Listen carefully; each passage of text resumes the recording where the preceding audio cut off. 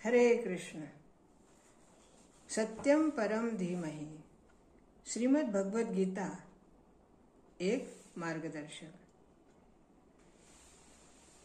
भगवान श्री कृष्ण ने जिस तरह से एक एक श्लोक के माध्यम से हमें संकेत दिए हैं और संदेश दिए हैं कि किस तरह हमें रहना चाहिए और किस तरह हमें अपना जीवन यापन करना चाहिए। द्वितीय अध्याय के 11वें श्लोक से भगवान श्री कृष्ण अर्जुन के लिए एक गुरु के रूप में अवतरित हुए हैं, या गुरु के रूप में उन्होंने अर्जुन को उपदेश देना या ज्ञान देना शुरू किया है। यहाँ पे एक बात समझ में आती है कि जब भगवान को गीता का ज्ञान देना था तो भगवान ने अर्जुन को ही क्यों चुना? क्योंकि जब ज्ञान ही देना था तो वो किसी को भी दे सकते थे। इसका तात्पर्य यह है कि जब ज्ञान किसी को देना होता है तो वो ज्ञान लेने वाला व्यक्ति भी उस ज्ञान के योग्य होना जरूरी है।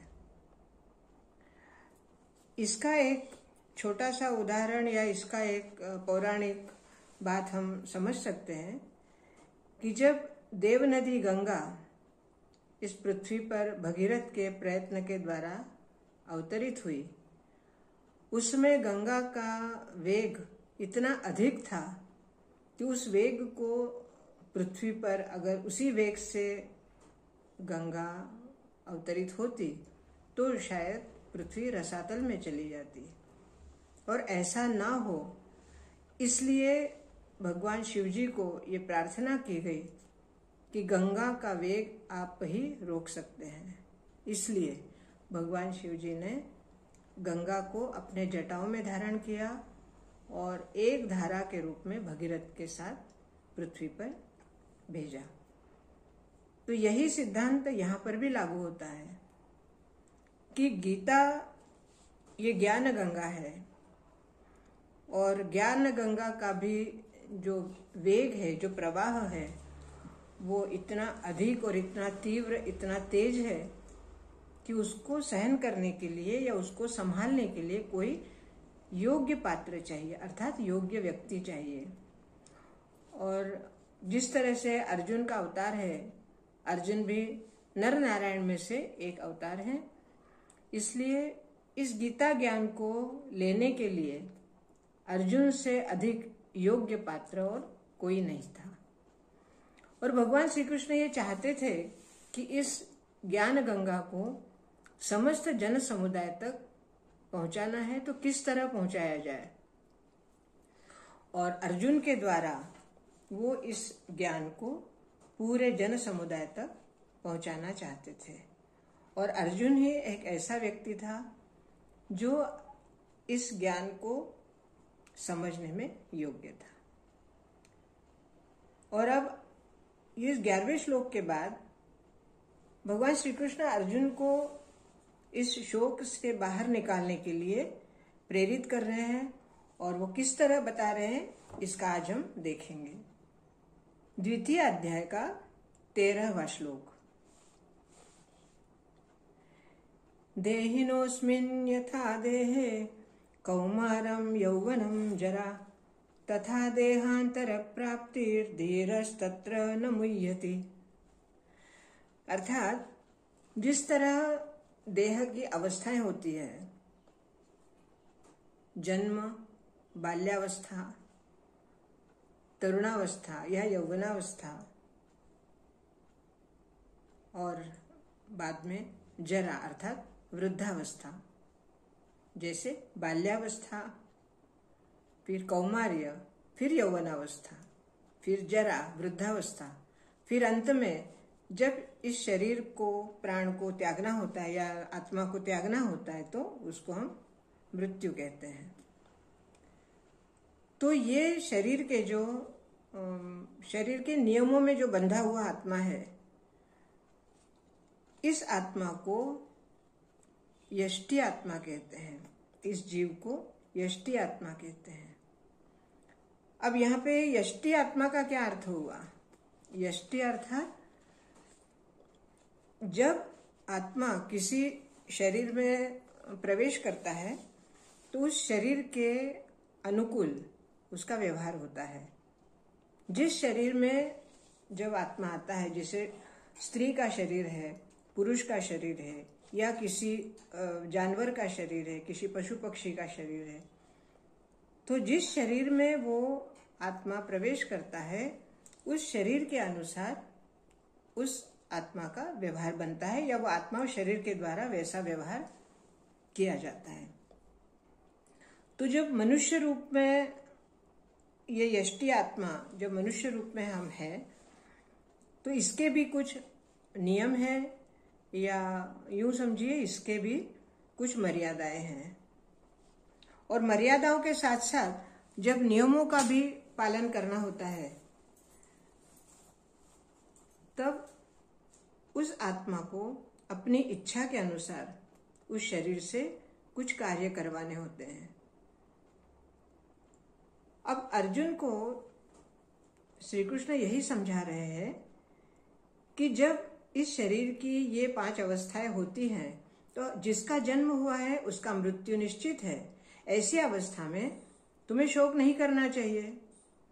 अब जिन लोगों के लिए तुम शोक कर रहे हो या दुख कर रहे हो, जैसे गुरु द्रोणाचार्य हैं या भीष्म पितामह है या उनके जैसे और भी वरिष्ठ लोग हैं, वो सब इतनी पवित्र आत्माएं हैं, इतने आध्यात्मिक लोग हैं कि उनका इस युद्ध के बाद जब भी इनकी आत्मा इनके देह से त्याग करेगी, तब ये ऐसी जगह पर जाएंगे जहां इनकी प्रारब्ध के अनुसार इनके लिए जगह निर्धारित है, और वो जगह निश्चित ही भगवान के चरणों में है। तो ऐसी अवस्था में उनके लिए शोक करना मूर्खता है। रही बाकी के लोगों की बात कि जो वरिष्ठ नहीं है या जिनका कोई कर्म आध्यात्मिक नहीं है या जो पवित्र के श्रेणी में नहीं आते हैं, उन लोगों की भी जब भी मृत्यु होगी, या युद्ध में हो या बाद में हो, तो उनका भी उनके प्रारब्ध के अनुसार उनको अगली देह मिलेगी, और उस देह में वो उसके अनुसार कार्य करेंगे, अपने प्रारब्ध के अनुसार सुख दुख भोगेंगे। अर्थात इस शरीर से मुक्त होकर वो दूसरे शरीर, नया शरीर प्राप्त करके और नई शक्ति धारण करेंगे। तो इस विधान के अनुसार भी तुम्हें उनके लिए भी शोक नहीं करना चाहिए। अब इतना समझाने के बाद भी क्या आपको लगता है कि अर्जुन सब कुछ समझ गए? असल में अब हम थोड़ा इसके व्यावहारिक अर्थ पे आते हैं। अगर देखा जाए तो जब अर्जुन को श्री कृष्ण ने इस ज्ञान के लिए चुना, अर्थात सिलेक्ट किया, या उनको लगा कि अर्जुन ही ऐसा योग्य पात्र है जिसको ये ज्ञान बताया जाए, तो जब भगवान श्री कृष्ण के दृष्टि में अर्जुन वो योग्य पात्र थे, तो ऐसे में क्या उनको ज्ञान नहीं था ये सब बातों का? या वो इतने नासमझ थे कि भगवान के इतने समझाने के बाद भी वो नहीं समझ सकते? ये ऐसा समझना हमारी भूल होगी। अर्जुन तो बहुत योग्य पात्र थे, बहुत ज्ञानी थे, परंतु अर्जुन के बहाने भगवान श्री कृष्ण हम सबको समझाना चाहते थे कि हमें क्या करना है, किस बात के लिए दुख करना है, किस बात के लिए दुख नहीं करना है। तो यहाँ पर ये बता रहे हैं कि ऐसे लोगों के लिए शोक करना मूर्खता है। जैसे हम आज की बात करें, हमारे व्यावहारिक जीवन की बात करें, तो थोड़ा सा सुनने में, जैसे मैं कहने वाली हूँ वो बातें सुनने में कुछ अच्छी नहीं लगेंगी, लेकिन ये वास्तविकता है। जब किसी घर में किसी घर के पुरुष की मृत्यु हो जाती है, तब व्यावहारिक बात में उसकी पत्नी अनायास उसके मुंह से ये बातें निकल आती है कि अब मेरा क्या होगा, बच्चों का क्या होगा। ये स्वाभाविक बातें हैं, और ऐसा निकलना कोई गुनाह नहीं है, ऐसी बातें कहना गुनाह नहीं है। लेकिन हम अभी चर्चा कर रहे हैं गीता के श्लोक की, और इस श्लोक के लिए हम उस उदाहरण को इसलिए प्रस्तुत कर रही हूं कि ऐसे में क्या हमें शोक करना योग्य है। अब इसके लिए फिर एक छोटा सा पिछला त्रेता युग का हमें एक वाकया लेना होगा कि जब बाली की मृत्यु होती है तब भगवान राम ने तारा को यह ज्ञान दिया था, और जब रावण की मृत्यु हुई तब मंदोदरी को यह ज्ञान दिया था। ये ज्ञान क्या है? भगवान राम ने क्या कहा था कि हे तारा, तुम किसके लिए शोक कर रही हो? अगर तुम्हारा इस बाली के देह से प्रेम है या देह के लिए तुम रो रही हो, तो देह तो तुम्हारे सामने रखी हुई है, और इस देह के लिए तुम रो रही हो तो देह सामने, इसके लिए रोने की कोई आवश्यकता नहीं है। और अगर तुम आत्मा के लिए रो रही हो तो आत्मा तो कभी मरती ही नहीं है, तो आत्मा मरती नहीं है इसलिए रोने की आवश्यकता नहीं है। और शरीर जिसके लिए तुम रो रही हो, शरीर तुम्हारे सामने है, अर्थात दोनों ही बातों में तुम्हें शोक नहीं करना चाहिए। तो इसी अंदाज में हम आज के लिए भी ये कह सकते हैं कि अगर किसी घर में कोई पुरुष की मृत्यु हो जाती है तो उसकी पत्नी यही कहती है कि मेरा क्या होगा, अर्थात इसका मतलब क्या हुआ कि वो व्यक्ति ही उस घर को चला रहा था, और अब उसको यह लग रहा है कि अब पति नहीं रहा तो घर कैसे चलेगा। यह व्यावहारिक बात है, प्रापंचिक बात है, बिल्कुल सत्य बात है, परंतु आध्यात्मिक दृष्टि से अगर देखा जाए तो कोई किसी का निर्वाह नहीं करता है। अनन्याश्चिन्तयन्तो मा ये जना पर्युपासते तेषां नित्याभियुक्तानां योगक्षेमं वहाम्यहम्, ऐसा आगे भगवान श्री कृष्ण ने कहा है गीता में। अर्थात सभी जीवों का योगक्षेम, योग मतलब उनका रक्षण करना, उनका रक्षण करना, उनका पालन पोषण करना, सब मैं ही करता हूं। जब भगवान स्पष्ट रूप से ये कह रहे हैं कि हर जीव का, प्रत्येक जीव का पालन पोषण, प्रत्येक जीव का संरक्षण मैं करता हूं, तो तुम्हें रोने की कोई आवश्यकता नहीं। ये ज्ञान है, ये वास्तविकता के लिए मैं नहीं बता रही हूं, लेकिन ये ज्ञान की बात है कि हमें अगर ज्ञान लेना है, हमें इस आध्यात्मिक गीता के ज्ञान को अगर समझना है, तो इन बातों को हमारे व्यक्तिगत जीवन पर भी उतारना होगा, और व्यक्तिगत जीवन में भी इन बातों को समझना होगा।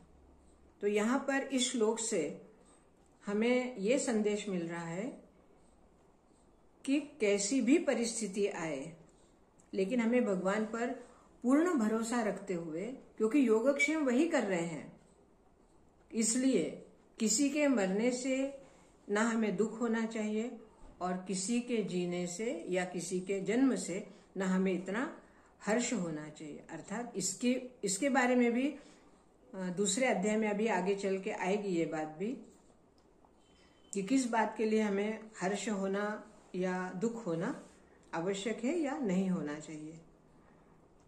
तो आज का श्लोक हमें ये संदेश दे रहा है कि शोक नहीं करना है, क्योंकि जिसका जन्म है उसकी मृत्यु निश्चित है। आज के लिए इतना ही। मेरे इस कहने के या जो मैं अपनी बातें बता रही हूँ उसके बारे में अगर आपके मन में कोई जिज्ञासा हो, कोई प्रश्न हो, तो आप अवश्य पूछ सकते हैं। मेरे चैनल को सब्सक्राइब कीजिए, लाइक कीजिए, शेयर कीजिए और बेल आइकॉन बजाइए। बहुत बहुत धन्यवाद। हरे कृष्ण।